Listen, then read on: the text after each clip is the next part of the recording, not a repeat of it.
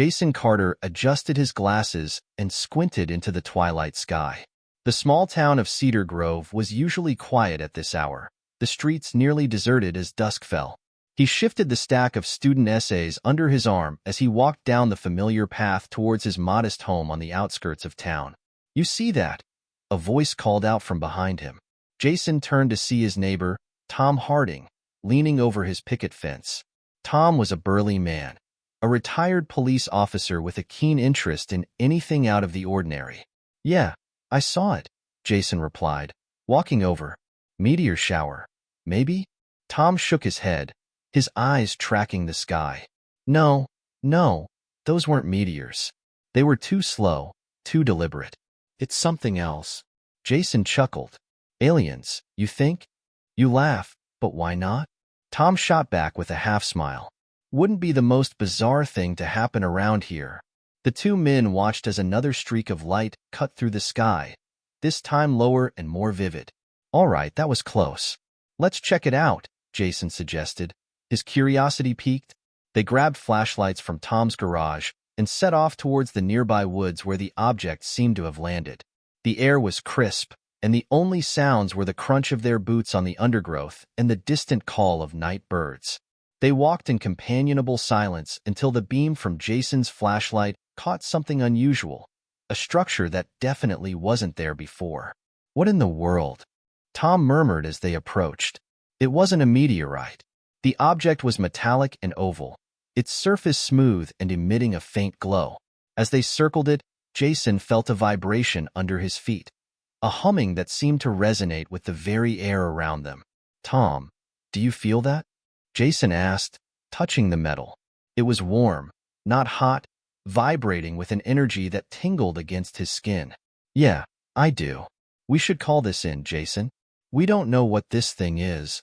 Before Jason could respond, a panel on the side of the object shifted, retracting with a quiet hiss to reveal a dark interior. "Look, it's opening!" Tom exclaimed, stepping back instinctively. From the shadows within, a figure emerged, its form obscured by the low light. Jason and Tom stood frozen, flashlights aimed at the newcomer. The figure hesitated, then stepped into the light, revealing features that were undeniably human-like but distinctly different, tall, with luminous skin and eyes that reflected the light like a cat's. "Hello," it said, its voice clear and melodic. "I mean you no harm." Jason lowered his flashlight, his initial fear giving way to fascination. "You're not from around here, are you?" The alien smiled slightly. "No, I am not." Tom, who had been silent, finally spoke up. "What are you doing here, then?" "I am here to learn," the alien replied, its gaze sweeping from Tom to Jason, "and perhaps to teach." Jason felt a surge of excitement, mixed with a profound sense of responsibility. Here was a being from another world, standing in front of him, asking for understanding. "Why don't you come to my house?" Jason suggested. "We can talk there. It's not safe standing around in the open." The alien nodded in agreement. "Thank you, Jason." As they walked back towards the town, Jason beside the alien and Tom trailing a little behind, Jason knew his life had just changed forever. The night's events had unfolded into something extraordinary, and he was at the center of it all. Jason led the alien, who introduced herself as Alara, to his home, a cozy bungalow surrounded by aging oaks. Tom followed closely, his skepticism tempered by a growing curiosity.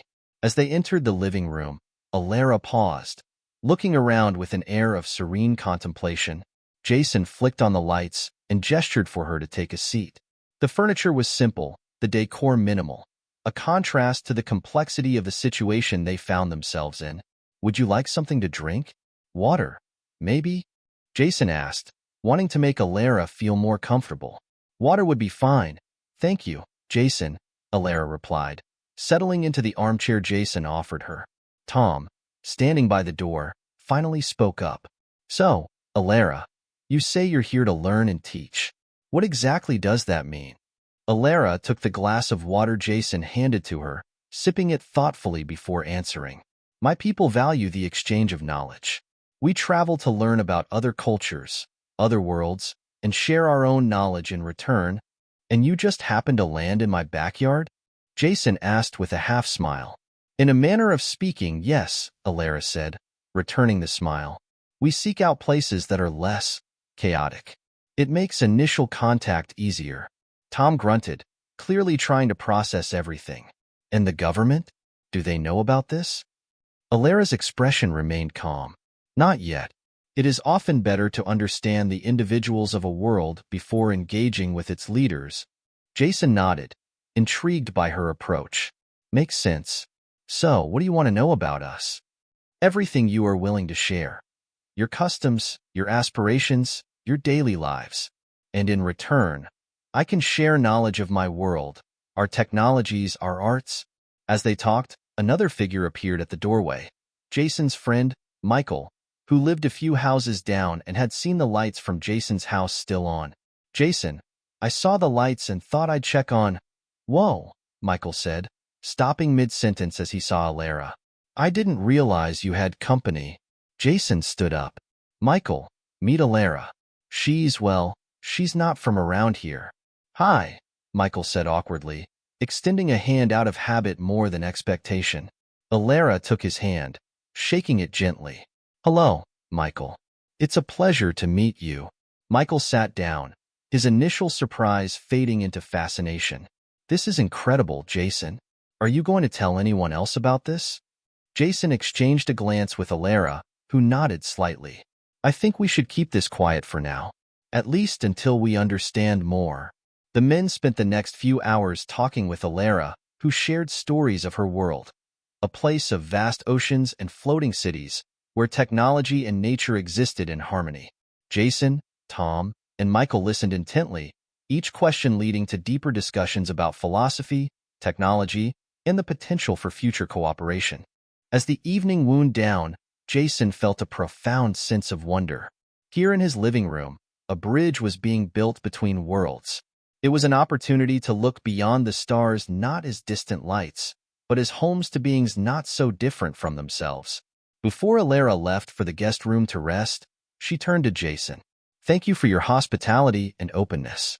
I believe this is the beginning of a meaningful exchange. Jason smiled. I believe so too, Alara. Let's see what tomorrow brings. With that, they all said their goodnights, each man processing the night's revelations in his own way. As they dispersed, a quiet excitement filled the air, the promise of new understandings and the dawn of a broader horizon. The next morning, Jason found Alara in the garden, seemingly fascinated by the dew on the leaves. He approached her with 2 cups of coffee, handing one over. Good morning, he greeted. Sleep well? Very well, thank you, Alara replied, taking the coffee with a nod of appreciation. Your planet is very beautiful in its tranquility. Jason smiled. It's just an ordinary town, but I guess it does have its moments. As they walked back into the house, Michael arrived, bursting with questions about their visitor. His enthusiasm was palpable, his notebook already brimming with scribbles from the previous night. Morning, everyone. Alara, I've been thinking all night about your technology. You mentioned anti-gravity? Yes, Michael, Alara responded, her eyes lighting up. It's fundamental to our transport and construction technologies. I can explain the basic principles if you're interested. I'd love to hear about it, Michael said as they settled in the living room. Jason watched, fascinated, as Alara described the science behind her world's technology, using diagrams drawn in the air with a small device she carried. Her explanations were punctuated by Michael's eager questions and Jason's attempts to understand the broader implications. Imagine what we could do with that here, Michael mused, his mind racing with possibilities. Medical evacuations, disaster relief, cleaner cities. Alara nodded. Those are all viable applications. Sharing technology must be done thoughtfully, though, to ensure it benefits society as a whole. Their discussion was interrupted by a knock at the door. It was Tom, looking slightly out of breath. Morning, folks. I was on my morning walk and thought I'd see how our guest is doing, Tom said, eyeing the papers strewn about. We're just diving into some of Alara's technology, Jason explained. Want to join in? Tom, although usually more grounded, found himself drawn into the conversation. Sure, why not? Maybe you can finally explain how this stuff doesn't fall out of the sky. Alara chuckled. Gravity, or the manipulation of it, is quite controllable once you understand it. As the morning progressed, the men discussed various aspects of Earth's and Alara's technology. Jason noticed how Alara was careful to tailor her explanations to their level of understanding, bridging gaps in knowledge with patience and clarity. After a lengthy discussion, they decided to take a walk, letting the fresh air clear their minds. They strolled through the neighborhood, keeping to quiet paths, discussing less complex topics. You know, it's not just the tech that's interesting, Jason said, watching a squirrel scamper up a tree. It's the idea that there are whole civilizations out there, thinking about the same fundamental things we do: life, society, progress. Alara nodded. Yes, the universality of certain challenges is quite striking. It provides a common ground, don't you think? Tom, usually the skeptic, found himself agreeing. If you can build bridges in space, maybe there's hope for us yet on Earth. They laughed, the mood light. As they walked back, Michael had an idea. Why don't we set up a little demonstration for the town? Nothing too sci-fi, just some basic principles. It might help people understand better. Alara considered it for a moment. That could be arranged, with some precautions. Let's plan it out then, Jason said, excited by the idea of bringing his community into this extraordinary exchange. The day wrapped up with them sketching out plans on the dining table, surrounded by notes and several cups of coffee. As they worked together, a sense of camaraderie built up among them, solidifying their bond through shared purpose and newfound friendship. The integration of Alara into not just Jason's life, but also that of his friends marked a turning point, one that promised to extend far beyond their small town. The next day, the atmosphere in Jason's living room was charged with a subtle tension. With plans underway for a public demonstration of Alara's technology, the reality of their situation began to weigh heavily on them. Jason, Tom, and Michael gathered around the kitchen table, where they had spread out their notes and sketches from the previous day. Are we sure about this? Tom asked, looking over the diagrams. Introducing this sort of thing to the whole town, it's going to stir up a lot of questions. Not all of them good. Michael nodded, tapping his pen against the notebook. It's a valid point. We need to be careful about how we present this. It's about educating, not frightening people. Alara listened, her expression thoughtful. Your concerns are understandable. Perhaps we could start with something less revolutionary. Jason appreciated Alara's diplomacy. Maybe we stick to the basics, like you suggested yesterday. Keep it simple and non-threatening. The doorbell rang, cutting their discussion short. Jason stood to answer it, finding his friend, Derek, on the other side. Derek was a local journalist known for his inquisitive nature and had likely caught wind of something unusual happening. Jason, I've been hearing some interesting rumors, Derek began as he stepped inside, his eyes quickly taking in the scene. Mind if I join you guys? Jason exchanged a quick glance with Alara, who gave a slight nod. Sure, Derek. We were just planning a bit of a science demo for the community. Derek's interest was piqued as he took a seat. A science demo? With her? He asked, nodding towards Alara. Yes, Alara replied. I am here to share knowledge. Derek was quick to see the deeper implications. This isn't just about local education, is it? There's more to your visit, right? Alara and Jason shared a look, deciding how much to reveal. It's true that Alara is not from around here, Jason finally said. She's from much farther away than you might expect. Derek's eyes widened, and he quickly scribbled notes. How far are we talking? Different country? Different planet? Another world. Alara confirmed calmly. Derek paused, his pen mid-air. You're serious? This is huge, Jason. People need to know about this. We agree, but we want to manage how the information is shared. We don't want panic or misunderstanding, Michael chimed in, showing Derek some of the less provocative technology sketches. Derek nodded, understanding the delicacy of the situation. Okay, I see your point. How can I help? Tom, who had been quietly listening, finally spoke up. Help us present this right. We need to inform, not alarm. Can we count on you to help with that? Derek closed his notebook, his expression serious. You can. Let's figure out the best way to do this. They spent the next several hours planning the event. Derek offered insights into public perception and media handling, which were invaluable. Alara provided detailed explanations, ensuring that what they chose to demonstrate would be both impressive and easily digestible. As the meeting drew to a close, Jason felt a renewed sense of purpose. They were about to embark on something truly monumental, and the thought was both exhilarating and daunting. "Thanks for your help, Derek," Jason said as they walked him to the door. "We really appreciate it." "Happy to be involved," Derek replied. "This could be the story of a lifetime. But more importantly, it could change how we see everything." As night fell, the men sat back down, going over their finalized plans. They were not just planning a demonstration, but setting the stage for a broader dialogue between worlds. It was an enormous responsibility, but together, they felt ready to face whatever came next. The morning of the demonstration dawned clear and bright. Jason's house had become a hub of activity as he, Tom, Michael, and Derek made the final preparations. Boxes of equipment and pamphlets lay stacked by the door as they reviewed every detail of the upcoming event. "Are we all clear on the sequence of demonstrations?"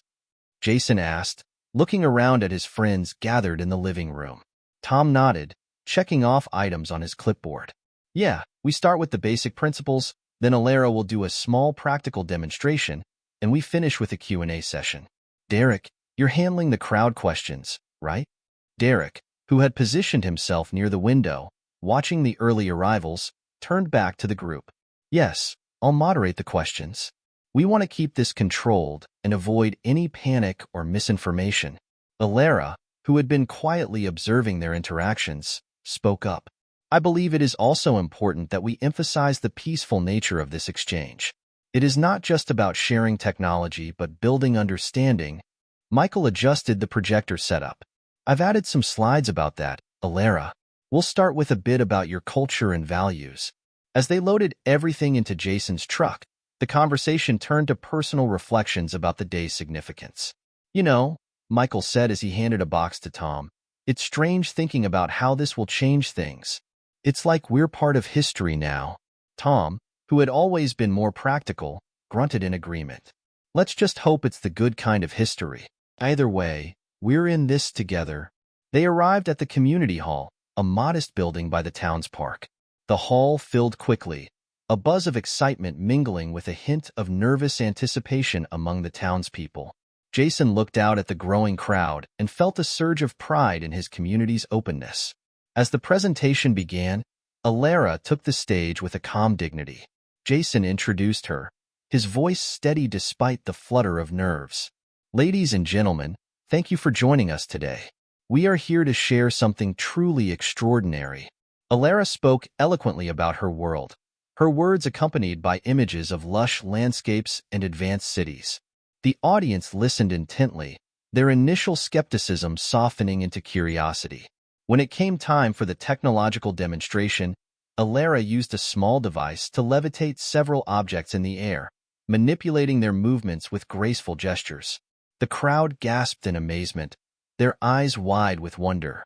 Derek took over for the Q&A, fielding questions from the audience. "What kind of energy powers your technology?" one person asked. Alara explained about her planet's use of renewable energy sources, drawing parallels to Earth's ongoing struggles with environmental issues.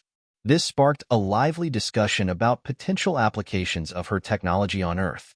As the event wrapped up, people came forward to thank Alara, their expressions a mix of awe and gratitude. Jason, Tom, Michael, and Derek stood back, watching the interactions. "Looks like it went well," Jason commented, relief evident in his voice. "Better than well," Derek replied. "You saw their faces. This could really be something that brings us all together." Michael clapped Jason on the shoulder. "You did good, man. We all did." As they packed up, their conversation turned to the future, discussing potential collaborations and educational programs. The day had not only been a demonstration of technology, but of a shared human spirit eager for connection and growth. Driving back to Jason's house, the men were quieter, each lost in thoughts about the day's successes and the road ahead. They had started something that could not be undone, a bridge between worlds built on the foundation of understanding and respect. As they unloaded the truck in the fading light of the evening, There was a sense of accomplishment and anticipation for what was to come. In the days following the demonstration, word of Alara's visit spread throughout Cedar Grove, bringing a mixture of excitement, curiosity, and, inevitably, fear.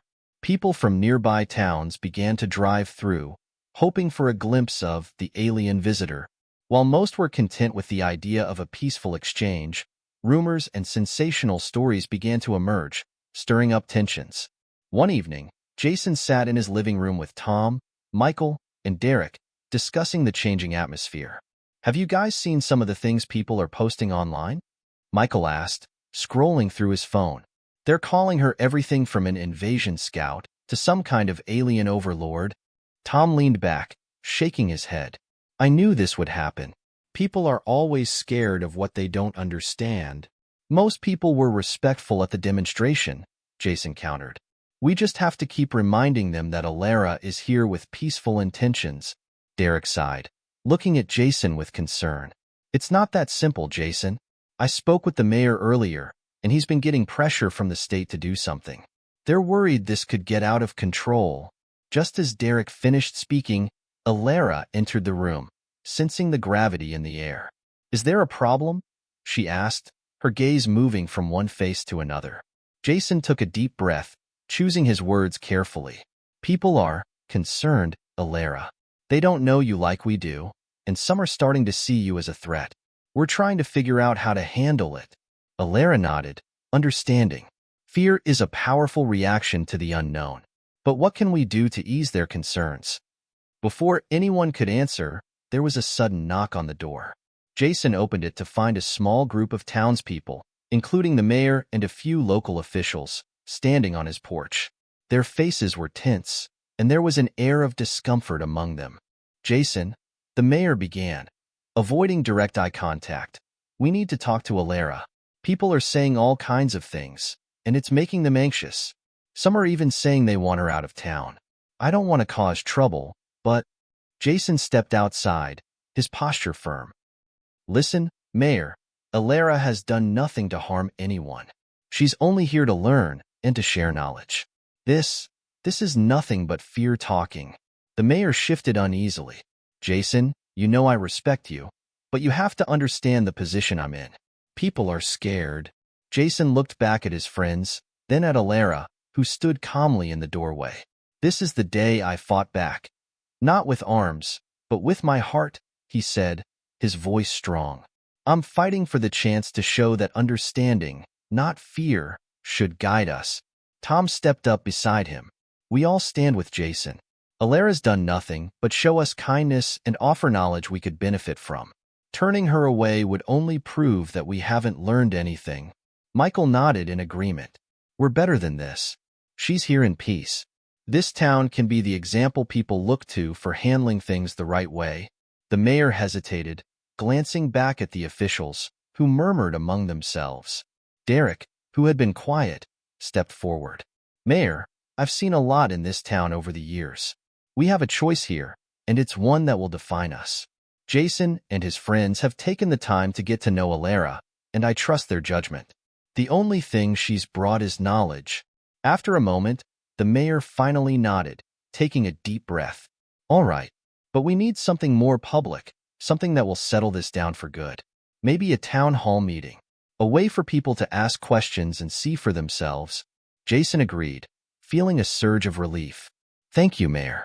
We'll work with Alara to prepare." With the officials gone, the friends returned inside. Alara's calm demeanor broke just slightly, a flicker of gratitude passing over her face. "You didn't have to stand up for me like that," she said softly, looking at each of them. Jason smiled. "You're our friend, Alara. This isn't just about proving anything to the town. It's about doing what's right." Tom grinned, clapping Jason on the back. The day Jason Carter became a hero in his own town. "Huh?" They all laughed, the tension finally easing. With a renewed determination, they began to plan the upcoming town hall meeting, gathering everything they'd need to calm fears and bridge the gap of understanding. As they sat together, strategizing, Jason couldn't help but feel that they had crossed a significant threshold. This wasn't just about Alara's visit anymore. It was about making a stand for open-mindedness and trust in a world that often favored suspicion. Later that night, after the others had gone home, Alara and Jason sat quietly in the living room, both of them reflecting on the day's events. "Thank you," Alara said softly, her eyes meeting his. "I've been to many worlds, Jason, but not all have shown me such kindness in the face of fear." Jason felt a warmth spreading through him, and he reached out, covering her hand with his own. "You're welcome here, Alara. As long as I have anything to say about it, you're part of this town." For the first time since her arrival, Alara's guarded expression softened fully, revealing a rare vulnerability. They sat in comfortable silence, letting the words settle between them. In that moment, they understood that the battle for understanding had truly begun, not with weapons or threats, but with the willingness to believe in each other's better nature. That night marked a turning point for Jason and for Cedar Grove, a commitment to facing the unknown not with fear, but with open hearts and minds. The town hall was packed. Word had spread quickly, and nearly everyone in Cedar Grove had turned out for the meeting. Jason, Tom, Michael, and Derek were gathered at the front, with Alara seated beside them, calm and dignified, though Jason could sense a trace of nervousness in her expression. Mayor Evans opened the meeting, his voice carrying a formal tone. "Thank you all for coming tonight. We're here to address your concerns and to answer questions about our visitor, Alara. I ask that you keep things civil and open-minded." Jason stepped up to the microphone first, his voice steady. "I know there are rumors and fears going around, but I want to remind everyone that Alara is here peacefully. She's shown nothing but kindness, and she's even shared knowledge that could help us." A man from the back shouted, "How do we know she's not spying on us?" Jason took a deep breath, steadying himself. "Because she hasn't done anything to hurt anyone. She's been transparent and open with us since the beginning. If she were a threat, we'd know by now." Derek stood up next, addressing the crowd. "I've known Jason a long time, and I trust his judgment. Alara could have gone anywhere in the world, but she chose Cedar Grove. That says something about her intentions." Murmurs rippled through the crowd, with a few nods of agreement. Sensing an opening, Alara rose, her voice calm but clear. "I understand your fear," she began. "It is natural to fear the unknown. I come from a world where we, too, are cautious of outsiders. But I am here because I believe in learning from each other. I am here to share, to understand, and to build a connection." A woman in the front row raised her hand. "What exactly are you here to teach us?" Alara smiled. "Many things. Knowledge about sustainable energy, health improvements, and ways to strengthen communities. My people believe in harmony with our environment and in the advancement of technology without sacrificing our planet. I'm here to share what I know, if you're open to it." Tom took the microphone, his deep voice carrying weight. "Look, I know some of you think this is all a little too strange to be real, but I've seen what Alara is capable of, and it's nothing but good. She has technology that could change the way we live, clean energy, medical knowledge, even tools that can improve our agriculture." Someone called out, "Why don't you show us?" Michael seized the moment, bringing forward a small, handheld device Alara had provided for the demonstration. It was a circular, translucent object that hummed softly when activated. Michael held it up for everyone to see. "This is a compact energy source," he explained. "It can power a small house for a week, emission-free. Alara's people have been using it for decades." The crowd gasped as Alara demonstrated the device, showing how it could easily power a series of lights without any visible fuel source. The room filled with a hushed awe as people leaned in, curious and captivated. As the demonstration wrapped up, the mayor returned to the microphone. "I think we've all seen enough to know that Alara is not here to harm us. I know it's difficult to accept something like this, but sometimes the world changes in ways we don't expect. This is one of those times." Jason stepped forward once more. "Thank you all for being open to this. Alara didn't come here with any demands or threats. She came because she believes in what we can accomplish together. We can either accept this opportunity or let fear take over." The crowd slowly rose to its feet, some clapping hesitantly, others more enthusiastically. Alara inclined her head, her expression one of deep gratitude. One by one, People began approaching her, asking questions and engaging in friendly conversations, their initial fears dissolving. As the meeting wound down, Jason, Tom, Michael, and Derek stood back, watching the scene with quiet satisfaction. The community had shifted, embracing the unknown with tentative warmth. "Looks like we did it," Tom murmured, a grin breaking across his face. Jason nodded, feeling a deep sense of accomplishment. "Yeah, we really did." They watched as Alara continued to speak with the townspeople, bridging worlds one conversation at a time, and for the first time, Jason felt they were genuinely moving towards something extraordinary. In the days after the town hall meeting, Cedar Grove felt like a different place. The initial whispers of suspicion had given way to genuine curiosity. People stopped by Jason's house daily, bringing questions, gifts, or simply wanting to meet Alara. She had become something of a local icon, her presence no longer a source of fear, but one of intrigue. Jason, Tom, Michael, and Derek gathered one last time at Jason's place to reflect on everything that had happened. "Hard to believe it's only been a few weeks," Tom said, sipping his coffee. "Feels like we're living in a science fiction novel." Michael chuckled, looking around at his friends. "Yeah, but it's real, and we're right in the middle of it. Who'd have thought?" Alara entered the room, smiling warmly at the group. "Thank you all. I came here hoping to learn, but I've gained far more than I expected. Your kindness has shown me the best of humanity." Jason shook his head, grinning. "No, thank you. You've given us a chance to see what we're capable of. It's rare to get that kind of perspective." Derek looked thoughtful. "So, Alara, what happens next? Are you staying, or will you return to your people?" Alara paused, a slight sadness crossing her face. "I will need to return soon to share what I've learned here. But I promise, this won't be the end of our connection. We've opened a door, one that can remain open if we choose to keep it that way." Tom looked at her intently. "What about others? Will more of your people come here now?" Alara nodded. "Yes, I believe they will. This exchange has been transformative. There are many on my world who would benefit from knowing yours, just as you have much to gain from knowing ours. I will do everything in my power to ensure that those who come here share the same intentions I do." Jason felt a pang of sadness, realizing how much he'd come to value her presence. "You'll come back, though, won't you?" Alara looked at him, a gentle expression on her face. "Yes, Jason, I will return. You and your friends have given me a reason to come back, not just as a visitor but as a friend." Derek, who had always kept a slight professional distance, leaned forward, a rare smile breaking through. "Well, Alara, you've certainly made an impression on all of us. I think Cedar Grove will be forever changed because of you." Alara inclined her head, her gaze warm. "That is my hope, but it is you, all of you, who have changed things here. I merely brought a spark. You chose to make it into something meaningful." Tom grinned. "You know, Alara, you're not half bad for an alien." She laughed, a sound that was both familiar and strange. "And you're not half bad for humans," she replied with a smile. The group lingered, savoring the moment.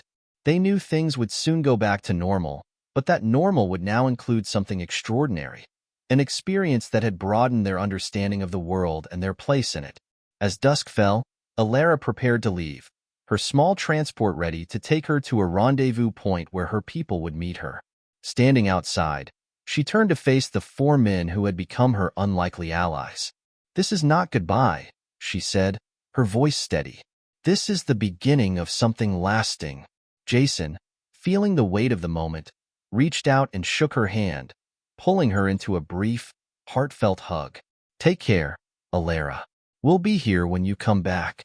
One by one, Tom, Michael, and Derek said their goodbyes, each man visibly moved. Alara's transport lifted off, disappearing into the night sky, leaving the four friends standing together, looking up, each lost in their own thoughts. After a moment, Tom spoke, breaking the silence. "Well, I guess we'll be famous after all." Michael chuckled. "If anyone even believes us." Jason, watching the stars, felt a quiet satisfaction.